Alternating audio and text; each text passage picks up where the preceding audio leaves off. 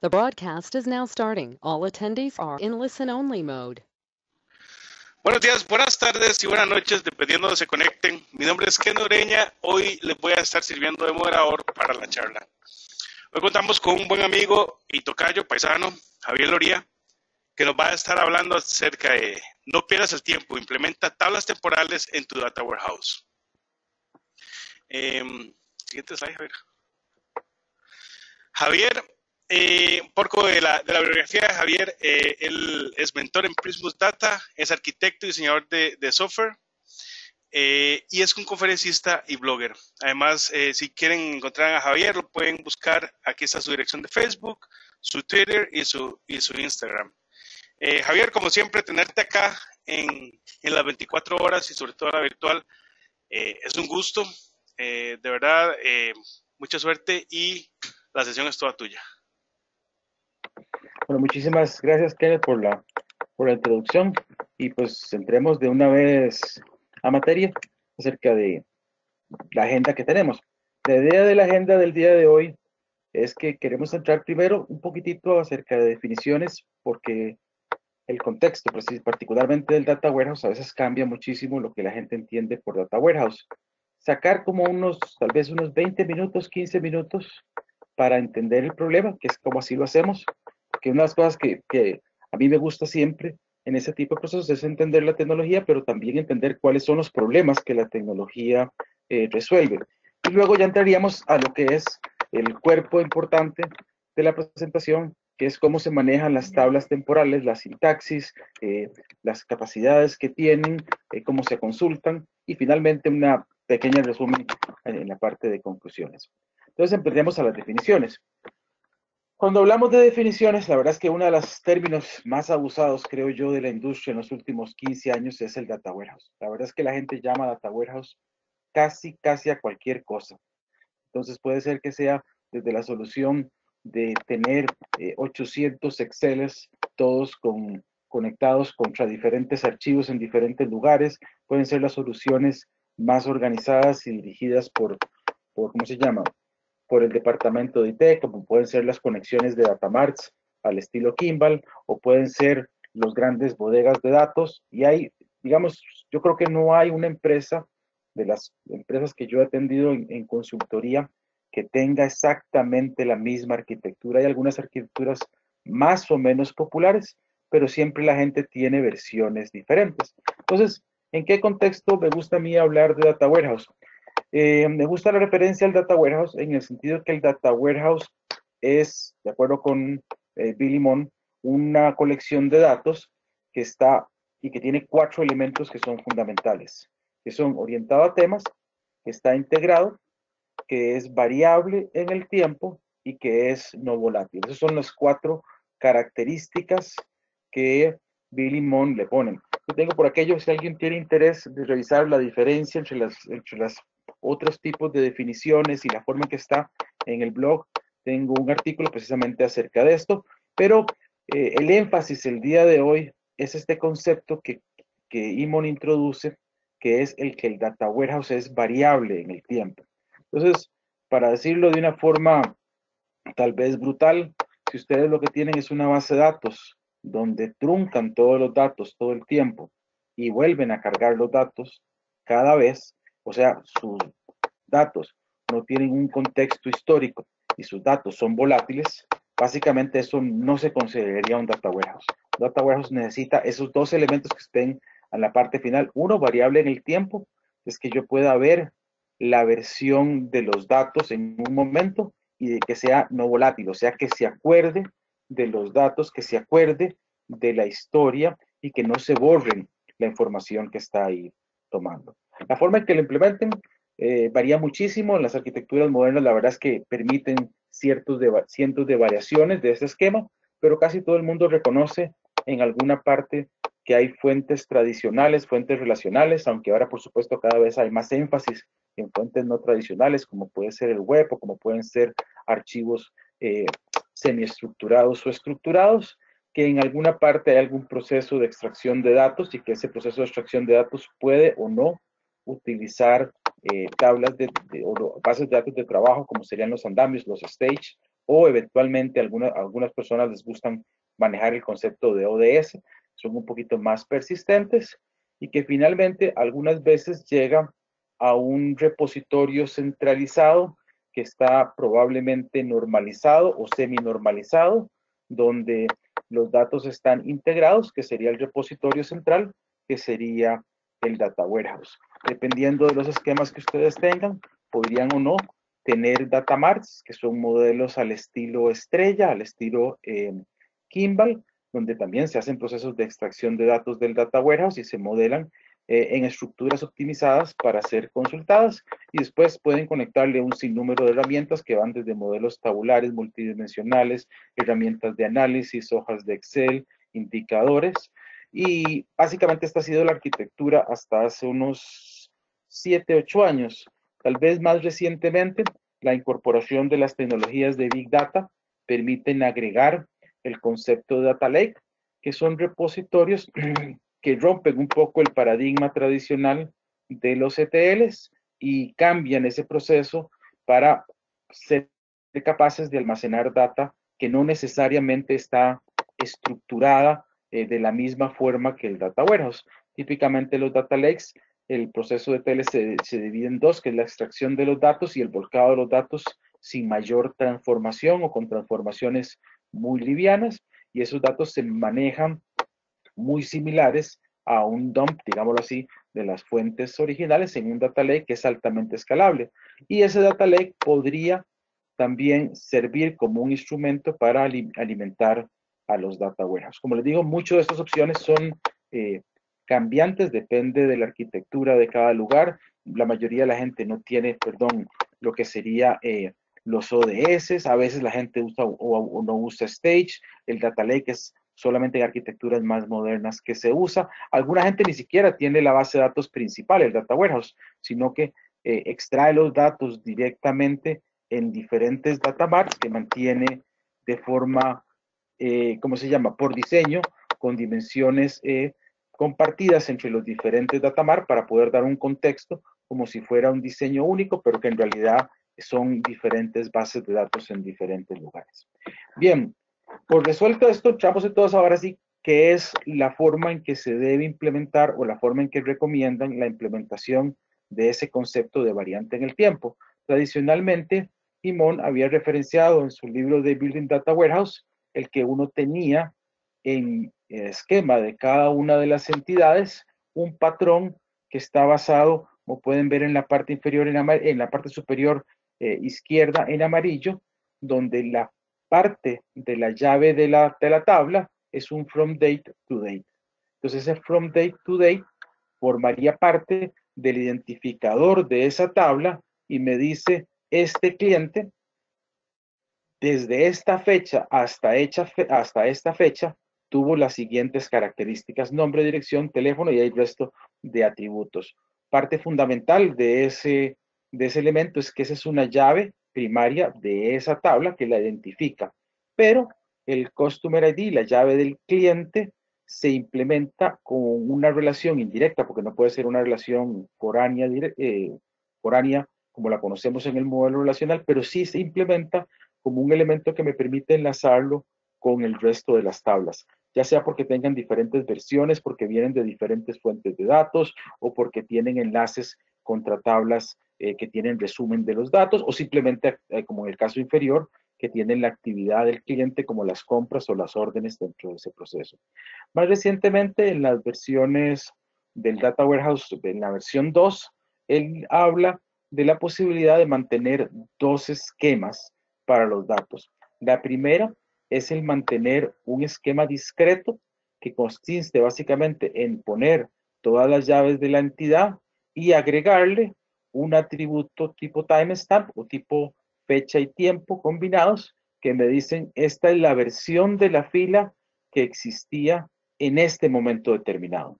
O la otra, que se parece al original que vimos anteriormente, que mantiene las llaves y que mantiene un rango de fechas y dice este registro es válido desde esta fecha hasta esta otra fecha. Entonces, básicamente eso es lo que dicen los autores, y alrededor de estos dos modelos es que tradicionalmente se ha implementado los modelos de data warehouse. Entonces, una vez que vemos la parte teórica, entramos a la parte más interesante, que es cómo se implementa en modelos. Entonces, antes de entrar propiamente a las tablas temporales, ¿cómo lo implemento yo, por ejemplo, en modelos? Y este es un caso real donde yo lo utilizo. Entonces, lo primero es, en este caso, lo que van a ver es un esquema tipo Data Warehouse centralizado al estilo Inmon, que a su vez tiene Data Marts al estilo Kimball, que es un modelo que a veces se llama en arquitectura de inteligencia de negocios Hub and Spoke, donde básicamente en un solo sitio se centralizan los datos, se integran, se limpian y luego las cargas hacia los modelos estrellas son un poquito más livianas desde el punto de vista de transformaciones y solo se dejan, digamos, transformaciones más avanzadas que requieren cálculos, pero los datos en el Data Warehouse central ya están limpios, estandarizados, están integrados y aparte de eso tienen la perspectiva histórica que hemos venido hablando dentro de ese proceso. Entonces, ¿cómo se ve en un esquema de estos esta implementación? El esquema que nosotros escogimos, que lo pueden ver en la esquina superior derecha, pueden ver que la tabla de compañías tiene marcado el código de la compañía, bueno, y en este caso tiene una llave compuesta, que es el código de la división geográfica. Compañías como tabla tiene la versión actual de las compañías, tiene la última versión que se leyó en algún momento de la historia acerca de esa compañía. Adicionalmente, vean que tenemos un par de atributos extra, como son LTL, WIT y hash, y el hash, perdón, que son dos atributos que tienen que ver con la metadata. El primero me señala dónde fue cargado esta información o cuándo fue cargada esta información, y el segundo me lleva a un control para hacer verificaciones de cambio. Pero esta tabla no está sola. Esta tabla tiene una hermana y casi todas las tablas van a tener este tipo de relación, donde mantienen la misma llave primaria que la tabla original, pero le agregamos una una columna de fecha, que es desde qué fecha rige este valor. Entonces, esta tiene la versión actual y esta tiene la versión histórica. Adicionalmente, tiene la fecha final para saber cuándo vence un registro y optativamente, simplemente por razones de usabilidad de los clientes, agregamos un número de versión, donde básicamente, si por ejemplo una compañía cambia la moneda default o cambia la división a la que está asignada, pues entonces tendríamos dos filas aquí, la fila primera y la fila segunda, y uno diría fila 1 cuando tenía tal división, la fila 2 cuando tenía tal otra división. Eso se puede imaginar que se va populando a través de todos los niveles del Data Warehouse, y entonces en el caso de centro de costos se repite el modelo, tiene un código de centro de costos, tiene una partición que es el que se utiliza para ediciones geográficas, y la hermana, la tabla hermana, que es la tabla histórica, tiene una fecha de inicio como parte de la llave para llevar los diferentes controles. Y ese es el mecanismo tradicional o esquema que hemos estado acostumbrados a usar dentro de este tipo de modelo. Entonces, y esta era forma de limpiarlo. Bien, ahora, ¿cómo hacemos para cargar estos datos? La verdad es que requiere bastante trabajo cargar estos datos, de manera tal que los patrones que utilizamos dentro de los paquetes de Integration Services requieren algún tipo de truco. Lo primero es que utilizamos una tabla de trabajo, una tabla utilitarios, que es donde vamos a cargar todos los cambios. Esta la pueden ver aquí en el workflow como primer elemento. En la parte superior izquierda y también como último elemento en la parte inferior también izquierda. Entonces, esos dos modelos, estas dos tareas, básicamente lo que hacen es limpiar una tabla de trabajo que se usa temporalmente para manejar los cambios. Y luego tenemos una tarea de obtener la metadata. Esa tarea de obtener la metadata básicamente lo que hace es obtener la consulta que tenemos que hacer a las diferentes fuentes. Esto es porque este código, parte del proceso que hace es integrar datos entre diferentes ERPs. Entonces tiene 9 ERPs diferentes que jalan datos y entonces este get metadata lo que hace es obtener la consulta exacta. Y luego viene propiamente el proceso de carga, que sería la carga de las compañías. Las cargas de las compañías tienen el workflow que pueden ver al lado derecho, perdón, tienen el data flow que pueden ver al lado derecho, que consiste en extraer la consulta a la fuente de datos, en generar un hash, que es el valor que nos va a permitir controlar los cambios, agrega algunas columnas de auditoría o enriquece con algún tipo de cálculo, puede ser que haya limpieza o puede ser que haya algún tipo de normalización. En este caso, aparte de eso, como hay una llave foránea con monedas, le hace un lookup para verificar que las llaves con las monedas se estén cumpliendo. Y luego viene una tarea que es la tarea que se encarga de hacer el proceso de detección de cambios. Ese proceso de detección de cambios, que lo pueden ver aquí en Find Companies, lo que hace es verificar en el Data Warehouse cuáles compañías ya fueron cargadas. En el caso de que la compañía ya haya sido cargada previamente, hay una tarea que compara los dos hash, que se llama Detect Changes, y solamente cuando hay cambios se inserta en la tabla utilitarios. O sea, esta tabla no es la tabla de destino, es la tabla de utilitarios que se usa eventualmente para hacer de un solo bloque un solo update. Mientras que en el Insert No Components, ese sí, es un componente que en paralelo inserta en la historia e inserta en la tabla de compañías, de manera tal que todos los registros nuevos automáticamente van a estar siempre en el histórico y siempre van a estar en la tabla de compañías.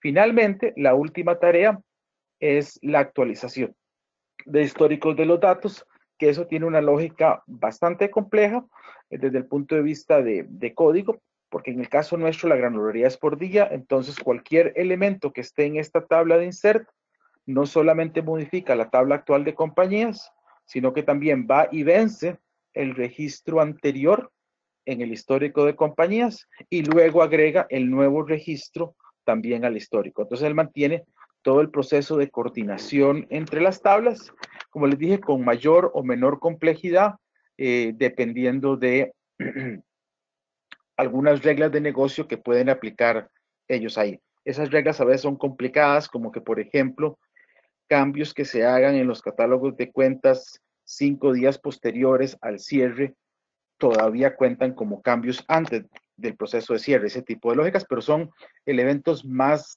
de lógica de negocios propiamente que propiamente de la funcionalidad del Data Warehouse.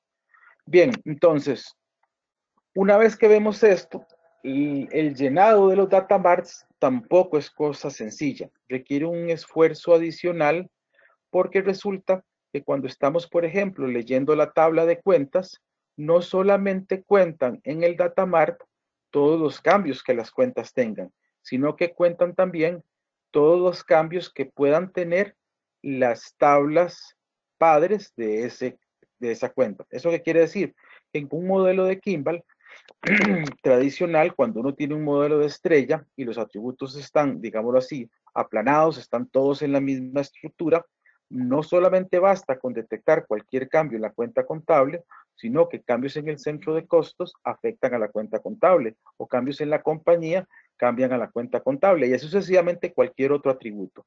Con lo cual se requiere una lógica que tenemos encapsuladas en CTS, donde básicamente esta vista lo que hace es detectar cualquier cambio que pueda existir en todas las estructuras padre para luego ir a detectar a través de rangos todos los cambios y al final hacer una consulta que hace en un modelo estrella, aplana todos esos cambios y en una sola consulta y esto es lo que se utiliza para llenar los datamarts de Kimball.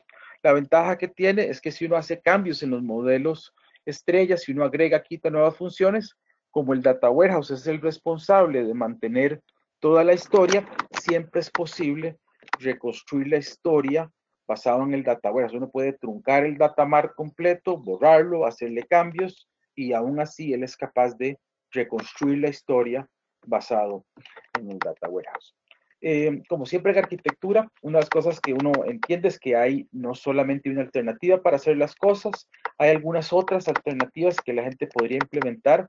Por ejemplo, una opción es decir, bueno, ¿qué pasa si hubiéramos implementado triggers en lugar de hacer todo ese trabajo dentro de Integration Services? Ahí nos preocupaba un poquitito el desempeño, particularmente porque todas las tareas las hacemos a través de bulk inserts. Entonces eso tendría un impacto desde el punto de vista de bitácoras y haría mucho más lento el proceso de cargas.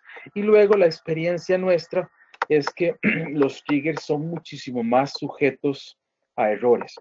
Y la otra opción era qué pasa si no utilizábamos el modelo de mantener este proceso de manejo de tablas históricas. Y por supuesto, el problema más grande de hacerlo a través de fotos o tomar simplemente la versión de la fila en este momento es la escalabilidad. Entonces, cuando uno tiene 10 millones de filas, perdón, es fácil manejarlo en una tabla, pero si tengo 10 millones de filas diarias, eso se me convierte en un problema muy serio porque paso de tener 10 millones de filas que cambian ocasionalmente a tener 3.600 millones de filas en la tabla.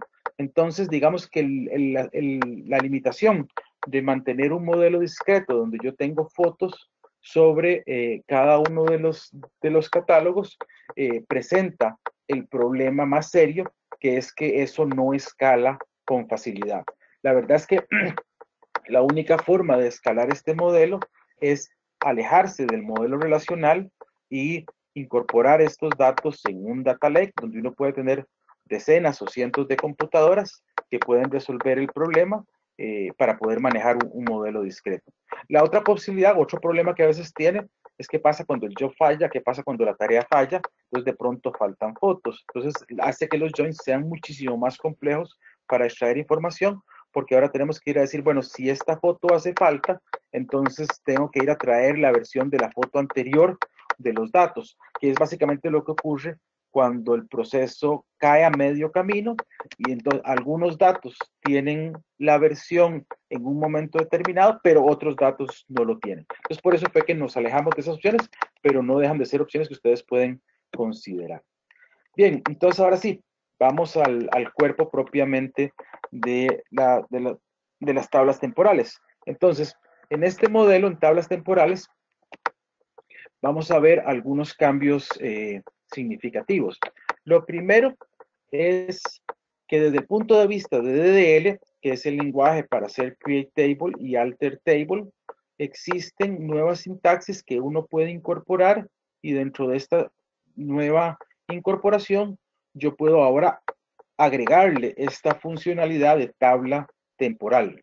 La otra es que desde el punto de vista de insert, update y delete en todo lo que es el DML, todo lo que es manipulación o lo mismo que el no selects, yo puedo vivir perfectamente sin ningún cambio y todo lo que mis selects, inserts, updates y deletes que yo tengo van a seguir funcionando exactamente igual, lo mismo que los selects.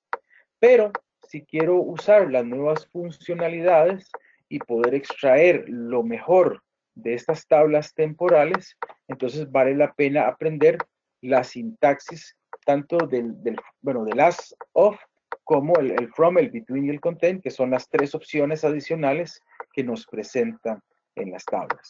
Entonces, revisemos cómo funciona propiamente la parte declarativa. Entonces, en el caso del DDLL, básicamente lo que significa es que cuando yo estoy haciendo un create table, le agrego una sintaxis especial a la tabla temporal y ese create table se convierte en dos create tables simultáneos. En un create table que tiene los datos actuales y en un segundo create table que ocurre detrás de código, digámoslo así, que se encarga de crear la tabla histórica.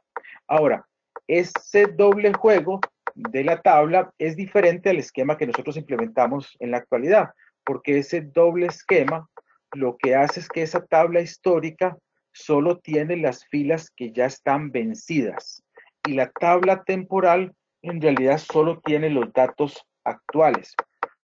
De manera tal que es la unión de los dos la que me produce el conjunto total de los datos. Y esto ocurre de forma transparente. Yo no tengo que hacer mayor esfuerzo, nada más que en el proceso de create table, decirle que es una información de una tabla temporal. Entonces, las características del código para poderla crear es que primero la tabla tiene que tener una llave primaria. Si no tiene una llave primaria, no se puede crear, ¿cómo se llama? una tabla que tenga versionado de sistema, una tabla temporal. Lo segundo que vale la pena ahí rescatar es que tiene que tener dos columnas, ustedes la pueden llamar como ustedes quieran, que son la columna que va a marcar el inicio de la fila y el final de la fila. Entonces, esta es como que dice la vida de la fila y esas dos columnas tienen que ser tipo data. La sintaxis para que él las autogenere es generated always as row y puede ser start o end dependiendo de si es la fila de inicio o si es la fina o si es la fecha final, la fecha de inicio o la fecha final. Y optativamente, si ustedes no quieren interrumpir el código que ya tienen, que puede tener un select asterisco o que puede tener un insert que no especifica las columnas, le pueden marcar las opciones hidden. A mí me gustan las opciones hidden porque me permiten en la tabla tradicional, en la tabla temporal, no ver la columna de inicio y final directamente. Estas tablas, aunque ustedes no lo marquen, perdón, estas columnas, aunque ustedes no lo marquen, siempre tienen como atributo not null, no permiten nulos dentro de ese atributo. Y finalmente, tienen dentro de la sintaxis el period, que parece una columna, pero no es una columna. Es básicamente el cómo declaran el periodo que van a utilizar para este tipo de tabla y le dicen for system time y marcan las dos columnas que ustedes hayan agregado ahí. Finalmente, para terminar la sintaxis, tienen que utilizar la sintaxis system versioning on, en cuyo caso se activa, por supuesto, la versión. Se pueden imaginar que el comportamiento default es system versioning off, que automáticamente no tiene versionamiento, y optativamente pueden indicarle el nombre de la tabla histórica, que sería que cuando el motor cree la tabla salesperson, inmediatamente va a crear la tabla salesperson history, que sería la que tiene los datos históricos.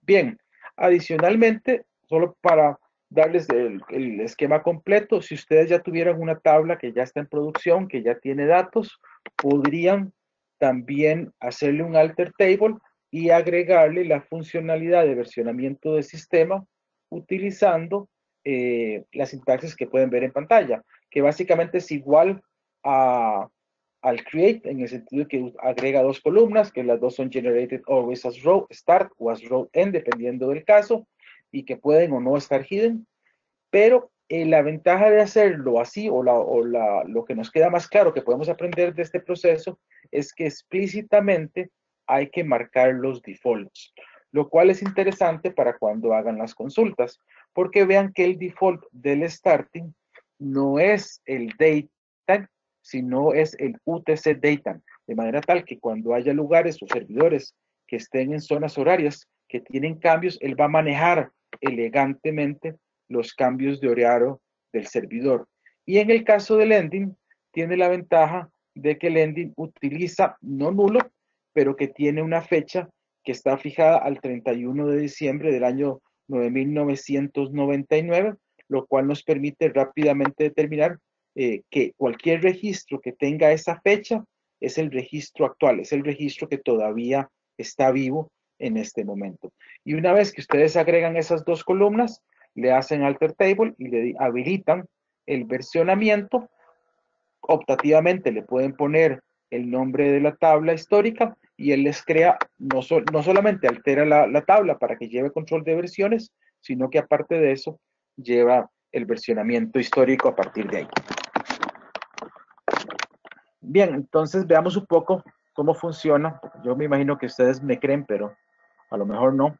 Entonces, el código va a estar disponible y el código es autocontenido, de manera tal que cualquier, ¿cómo se llama?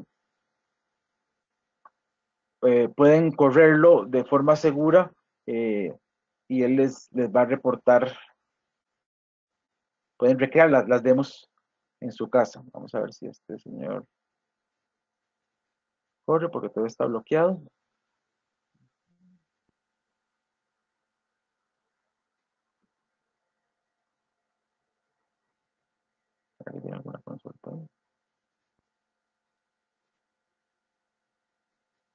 y si no, no importa, limpiamos solamente el esquema. Listo. Ok. Entonces, la sintaxis para ir viendo el código. Repetimos, básicamente tiene que tener una llave primaria. Sin llave primaria, el código no permite hacerlo.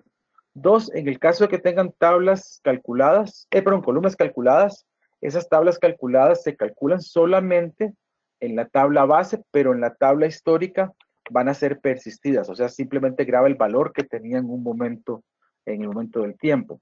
Luego las dos columnas que habíamos comentado, la de inicio y la final, esas dos marcadas, en mi caso lo estoy marcando como escondido, y el atributo periodo, que como les dije no es una columna, con la sintaxis de creación. Vamos a ver cómo nos va con el código, pero si corremos esto, él me crea la tabla. En este caso yo le voy a hacer un insert de los datos, y cuando yo inserto datos en esa tabla, yo podría ver que por un lado tengo la tabla de personas, la tabla de salesperson o de vendedores, tiene la información actual. Si yo le voy a dar, fíjense que en este caso las columnas de inicio y final están escondidas porque así lo marqué cuando le hice el create table. Y si ejecuto la tabla histórica tiene todas las columnas, pero en este momento no tiene ningún dato. Y la razón por la que no tiene ningún dato es porque hasta que no se produzca algún borrado o alguna actualización, la tabla histórica va a estar vacía. En el momento en que yo modifique un valor, el registro anterior va a ser agregado automáticamente a esta tabla. Bien, si más bien lo que quisiera hacer es crear una tabla, voy a borrar los datos que acabamos de correr, borrar la tabla temporales y nos vamos a ver qué pasa cuando queremos hacer un alter. Si queremos hacer un alter, básicamente aquí estaríamos creando la tabla de personas. Esta sería una tabla tradicional donde solamente tenemos la llave primaria y el resto de los atributos. Y inclusive le podemos insertar datos. En este caso le insertamos los datos y iniciamos un proceso donde aquí yo lo definí como una sola transacción. Entonces, lo primero es que hago el alter table, le agrego las dos columnas, estas dos columnas tipo datetime 2, con las opciones que hemos comentado de que genera automáticamente y con dos defaults. El primero utiliza el UTC datetime y el segundo utiliza una fecha fija que es la del 31 de diciembre del año 9999 para finalmente decirle que haga el alter de los datos y a partir de ahí él, ¿cómo se llama? Vería los datos. En este caso yo lo hice en una transacción para evitar que si alguien estuviera modificando datos sobre ese catálogo, asegurarme de que todos los datos están íntegros dentro del proceso. Igual que en el caso anterior, vean que la primera tabla, que es Salesperson, tiene datos, pero la segunda tabla no tiene datos. Finalmente, hay una opción que es uno puede crear su propia tabla. Esta se considera una mejor práctica cuando uno crea la tabla históricos, porque en el caso de creación de la tabla históricos, yo voy a poder manipular las estructuras y particularmente voy a poder manipular los índices. Entonces, con alguna frecuencia, uno va a querer ya en modo de producción, es decir, cuál es la estrategia de índices que voy a seguir. Y puedo seguir varias estrategias. Esta probablemente es la más sencilla, que normalmente la implementa por default, que es que él crea un índice sobre las columnas de inicio y final y automáticamente le pone compresión de datos. Le pone compresión de datos porque sabe que con eso ahorra disco y ahorra memoria RAM. A costa, por supuesto, de algo de pérdida de desempeño en CPU o algo de costa en CPU para la hora de comprimir datos. Pero normalmente es una buena inversión implementar compresión de datos, sobre todo en datos que no van a estar haciendo actualizaciones. Alternativamente, si esta tabla tuviera un tamaño considerable, cuando digo de considerable es que sea por encima tal vez de los 5 o 10 millones de filas, entonces podrían considerar usar un column index store que probablemente también los beneficia. Normalmente los column index store se utilizan en tablas donde uno va a hacer agregaciones, pero sorprendentemente también benefician muchísimo a las tablas históricas. Y en este caso, una alternativa sería crear un índice también no cluster para el código de la llave en el caso de que alguien pida datos filtrados utilizando este tipo de modelo. Una vez que ya crearon la tabla histórica, la diferencia en el código es nula. Simplemente cuando crean la tabla temporal, le indican que ya la tabla existe, que es el nombre, y él tiene la ventaja de que utiliza esa definición siempre y cuando cumpla con las condiciones que hemos hablado. Noten que en el esquema histórico esta tabla no tiene llaves primarias, esta tabla no tiene llaves foráneas, esta tabla no tiene checks o algún otro tipo de constraint, y por supuesto las características que hemos hablado de las dos columnas tipo datetime 2 que no tienen nulos, porque son todos requerimientos para que yo pueda crear una tabla histórica y pegársela entonces a una tabla de sistema.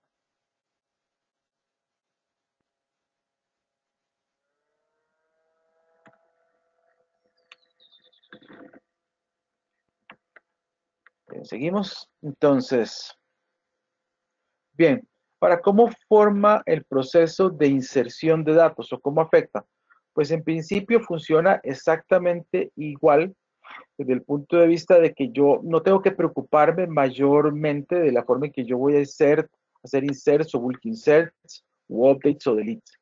Básicamente, como programador, yo solamente interactúo con la tabla temporal, la tabla que tiene los datos actuales.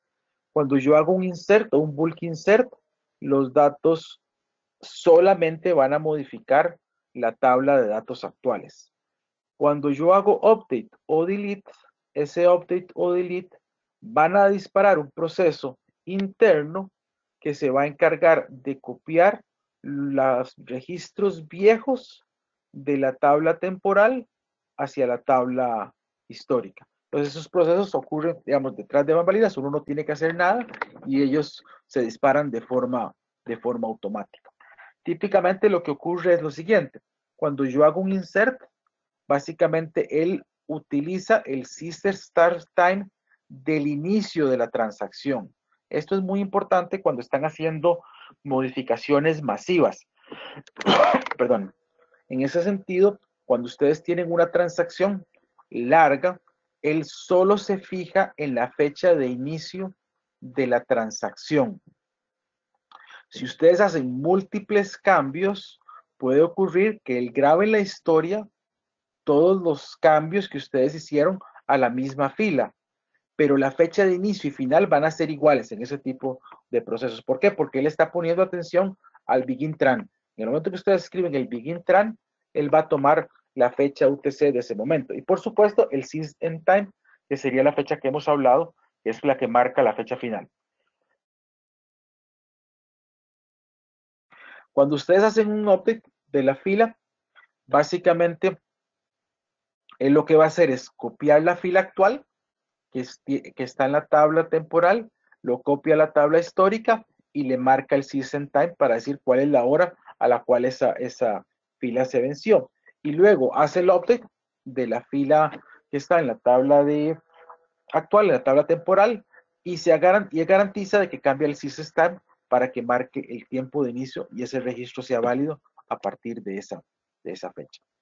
Bien, en el caso del borrado, pues él copia la fila que está en la tabla actual, ahí está mal escrito en el slide, copia el registro actual, copia el registro actual a la tabla histórica y le marca la fecha final y remueve la fila actual de la tabla temporal.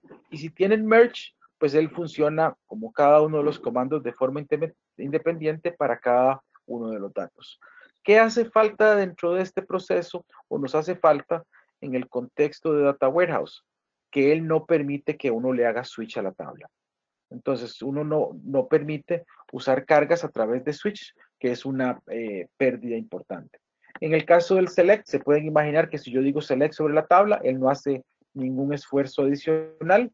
Si las columnas están hidden, entonces no las retorna cuando hago select asterisco, pero si las pongo, él sí las puede marcar directamente.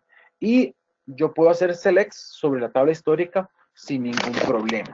Pero por supuesto, la idea de todo construir este proceso es que uno puede usar los queries utilizando las habilidades que las tablas temporales nos ofrecen. Entonces, como dijimos anteriormente, vamos a la demo para ver. Como se puede ver, ustedes se pueden imaginar que sobre el código que hemos estado escribiendo, vamos a ver cuál, vamos a limpiar este último. Este limpia todas las tablas y vamos a este que tiene la tabla completa. Entonces, yo podría sobre este código, sin problema, decirle select salesperson y se pueden imaginar que él lo pone. Ahora, sorprendentemente, yo le puedo agregar, aparte del asterisco, si yo quisiera, yo podría agregar las columnas, perdón, de starting y ending. Y a pesar de que el, ¿cómo se llama? El IntelliSense cree que es un error, él me va a desplegar las columnas correctamente, porque son columnas válidas, solo que la oportunidad de esconderlas lo que hace es precisamente que cuando hagan select asterisco no están marcados. Si yo voy al navegador y refresco y obtengo Tables y en la tabla Tables voy a ver las tablas, yo vería que hay un icono ligeramente diferente. Esto es de una prueba anterior que había hecho. Y la tabla temporal lo que tiene es un system version, lo cual tiene un iconito. Vean que ese iconito tiene como un pequeño reloj. Y luego tiene debajo la tabla de histórico pegada como si fuera una de las características de esa tabla.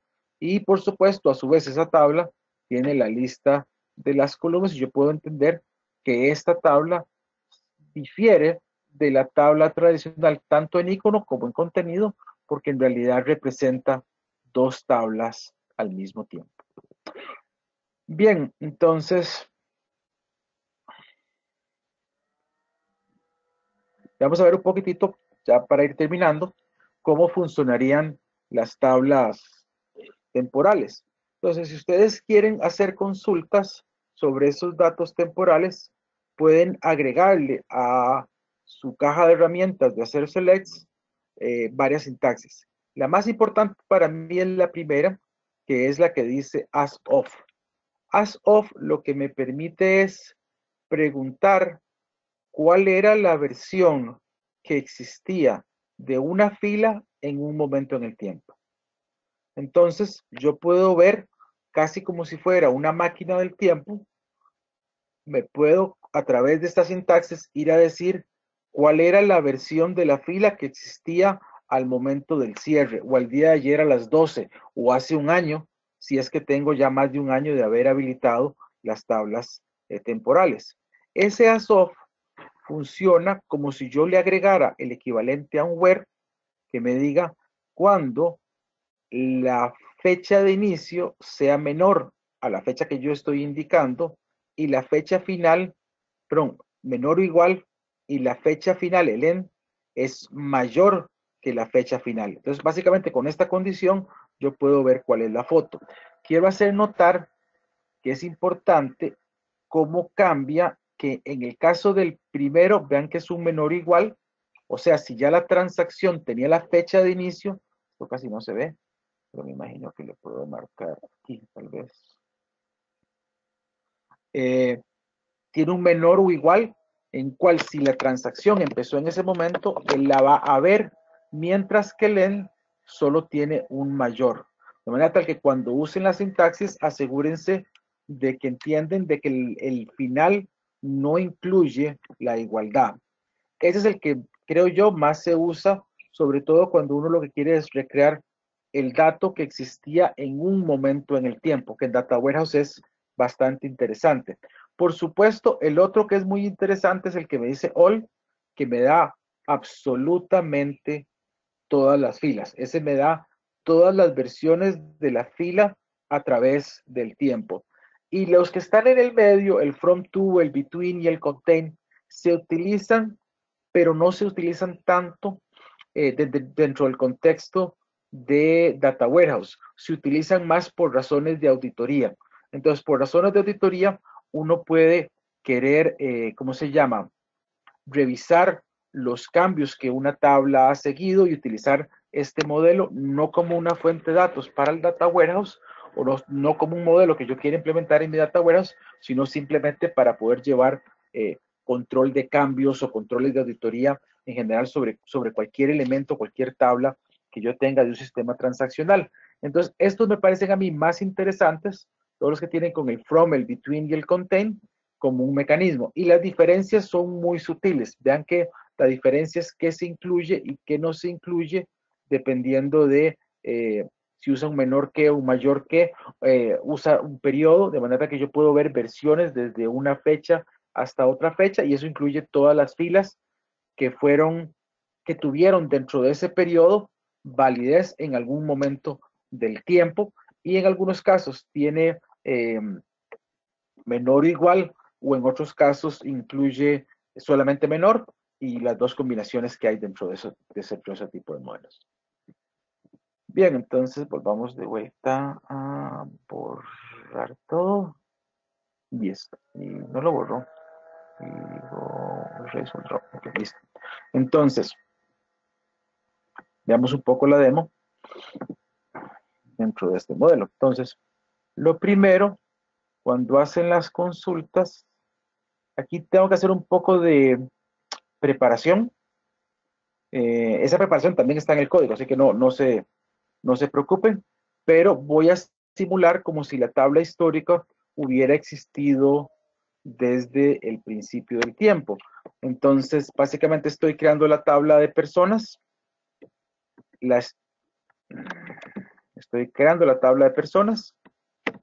Una vez que creo la tabla de personas, inserto, pero voy a insertar los datos y estoy manipulando alguna información. Estoy cambiando las cuotas, estoy cambiando la comisión, después agrego 3 registros que no existen de diferentes vendedores, me espero por 2 segundos, borro uno de los vendedores, me espero 2 segundos, le hago un update a una de las comisiones y a una de las cuotas, después agrego un registro que no existía, finalmente, ¿cómo se llama? No, todavía borro 2 vendedores de un solo golpe en la misma transacción, le hago una actualización a todos los vendedores que quedaron, y finalmente contrato 2 personas más, y al final vuelvo a hacer otra actualización solamente de 2 vendedores. Ese código tiene delays y no tiene transacciones, precisamente para que cada uno de los comandos sea una transacción independiente, pero en realidad solo hay separaciones de 2 segundos entre uno y otro. Pues a pesar de que la tabla es temporal, ya la tabla histórica tiene datos de todos los updates, de todos los deletes y de todos los inserts nuevos que hemos hecho que nos permiten manejar, pero lo que voy a hacer es ajustarlo para que tenga un poco más de sentido temporal. Entonces, usando algunos trucos de SQL, básicamente le apago el versionamiento a la tabla para que ya deje de ser versionada, le borro la columna, ¿cómo se llama? El period, como les dije, es un atributo que tiene, pero que hay que eliminárselo, y hago ajustes en los tiempos.